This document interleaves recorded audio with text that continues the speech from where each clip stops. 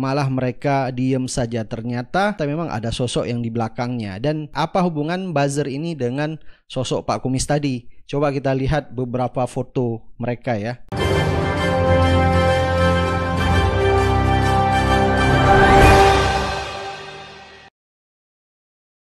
Assalamualaikum warahmatullahi wabarakatuh. Kembali lagi di suara Anda. Polemik Ponpes Al Zaitun dan Panji Gumilang semakin hari semakin bergulir, dan hampir semua masyarakat dan umat Islam mengetahui polemik yang terjadi di Ponpes Al Zaitun ini. Yang jadi tanda tanya kita sekarang, kenapa buzzer-buzzer yang katanya paling NKRI, tapi masalah Ponpes Al Zaitun ini mereka malah diam seribu bahasa tanpa berkutik sama sekali. Dulu yang kita tahu, di saat FPI mau dibubarkan, mereka selalu berkoar-koar, memblow up berita FPI, memblow up HTI. Pokoknya sampai FPI dan HTI dibubarkan. Dan mereka selalu berteriak-teriak bahwa jangan sampai Indonesia didirikan negara khilafah. Pendukung khilafah itu harusnya jangan dimaki-maki, harusnya ditangkap. Karena pendukung khilafah itu teroris. Khilafah adalah ajaran teroris ISIS, bukan ajaran Islam. Tapi sekarang yang sudah jelas-jelas si Panji Gumilang ini membuat kontroversi. Dan bahkan lebih bahaya daripada HTI yang konon katanya ingin mendirikan negara khilafah tapi tidak terbukti. Tapi ini sudah jelas-jelas seperti Panji Gumilang yang memang ingin mendirikan negara Islam Indonesia. Yang kita tahu dari dulu ini NII sudah mulai dia kepakkan sayap, yaitu mendirikan negara Islam Indonesia, membuat pernyataan-pernyataan yang kontroversi sebagaimana yang kita tahu, dan ini sangat menyimpang, melakukan penyimpangan-penyimpangan dan melenceng dari Al-Quran dan hadis. Itu Nabi Muhammad yang mendeklar itu atas wahyu ilahi, bukan kalam Allah. Kalam Nabi Muhammad yang didapat daripada wahyu.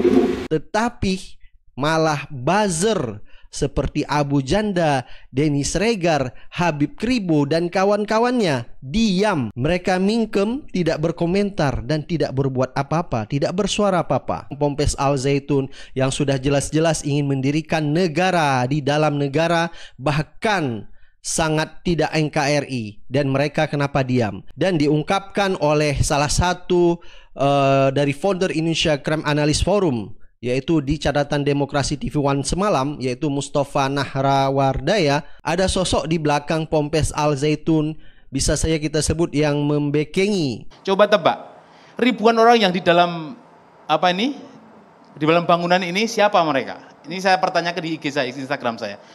Jawabannya macam-macam. Nah, sayangnya ini rahasia publik. Yang disebut Pak Kumis tadi kan itu rahasia umum sebenarnya. Wong Pak Hendro Priyono itu pada tahun 2002 itu nantang kok. Siapapun yang melawan Al Zaitun akan saya hajar.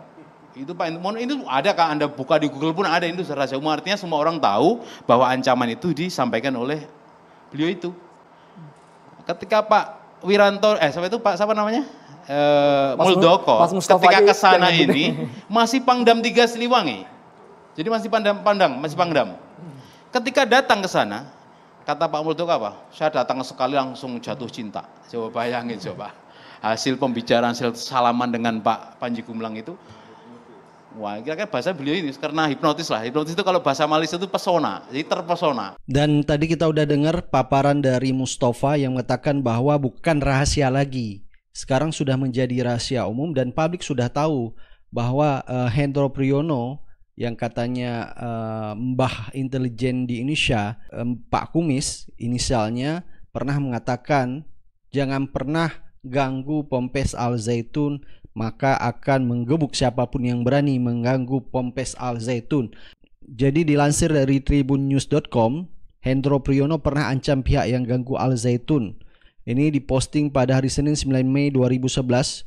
Jadi laporan Tribun Jawa Barat, Agung Julianto mengatakan bahwa Ketua Forum Ulama Umat Indonesia FUUI Bandung Atian Ali mengatakan mantan Kepala BIN AM Hendro Priyono pernah mengancam akan menggebuk siapapun yang berani mengganggu pesantren Al Zaitun. Bukan fitnah semata yang diucapkan oleh Mustafa Narahwadaya tadi memang benar adanya, dan kembali lagi, dan sekarang kita berpikir kenapa buzzer-buzzer seperti Abu Janda, Denny Sregar, Habib Kribo tidak berani berkoar-koar ngoceh, katanya paling sok NKRI, paling sok anti khilafah. Sudah jelas-jelas bahwa si Panji Gumilang ini ingin mendirikan khilafah, tapi dia malah mereka diem saja. Ternyata memang ada sosok yang di belakangnya. Dan apa hubungan buzzer ini dengan sosok Pak Kumis tadi? Coba kita lihat beberapa foto mereka ya. Ternyata buzzer-buzzer ini memang ada hubungan dengan sosok Pak Kumis, atau kita bisa sebut mbahnya intelijen. Jadi seperti Abu Janda ini pernah dulu memposting foto di akun Instagramnya, dia sampai mengatakan hari ini ayahku, mentorku, Jenderal AM Hendro Priyono ulang tahun. Buat yang belum kenal sepak terjang beliau, beliau itu yang belum lama ini berani buka suara oknum turunan Arab, jangan provokasi aja, maklumnya Rizik dan kawan-kawan. Jadi Pak Jenderal ini salah satu dari sedikit jenderal TNI yang vokal kritik intoleransi. Nah, jadi Abu Janda ini paling berkoar-koar, paling lantang mengkritik khilafah, masalah intoleran lah. Jadi paling koar-koar dia, paling besar suaranya tentang masalah anti khilafah, intoleran. Tapi kita udah lihat sekarang ternyata kenapa dia diam, ya mungkin Anda sudah bisa memahaminya ya. Dan juga kita lihat Abu Janda ini juga getol sekali membela Israel dulu ya. Coba kita lihat video Abu Janda dulu yang selalu membela Israel. Bahkan dia bisa saja kita sebut anti Yahudi dan anti Zionis. Banyak yang menuduh saya anti Zionis karena fakta-fakta lapangan yang saya beberkan. Tapi saya juga tidak setuju dengan pelintiran dan pemutarbalikan fakta. Misalnya saat media sosial memviralkan polisi Israel masuk ke Masjid Al-Aqsa. Fakta yang disembunyikan adalah polisi masuk ke masjid itu karena perusuh sengaja lari ke dalam masjid dan melempari polisi dari dalam masjid. Di mana-mana yang kita tahu Israel itu selalu menjajah Muslim Palestina, dan Indonesia selalu membantu dan selalu sangat prihatin tentang Palestina. Dan malah Abu Janda ini selalu memuja-muji Israel Yahudi, sama seperti Panji Gumilang. Jangan-jangan mereka emang satu gerombolan bersama Panji Gumilang buzzer-buzzer ini. Jadi pantas selama ini kenapa Panji Gumilang tidak tersentuh oleh mereka. Jadi mereka tidak pernah berkoar-koar tentang si Panji Gumilang karena bagian dari mereka juga. Baik, silakan Anda beri komentar dan pendapat Anda. Apakah Ponpes Al Zaitun ini setelah ada tindak lanjut dari pemerintah Jawa Barat akan mengusut Ponpes Al Zaitun ini, apakah ke depan kalau seandainya terbukti pemerintah masih diam saja, kalau iya memang benar-benar bahwa Panji Gumilang dan Ponpes Al Zaitun ini sengaja dilindungi. Baik, kita akan ketemu di video-video selanjutnya. Assalamualaikum warahmatullahi wabarakatuh.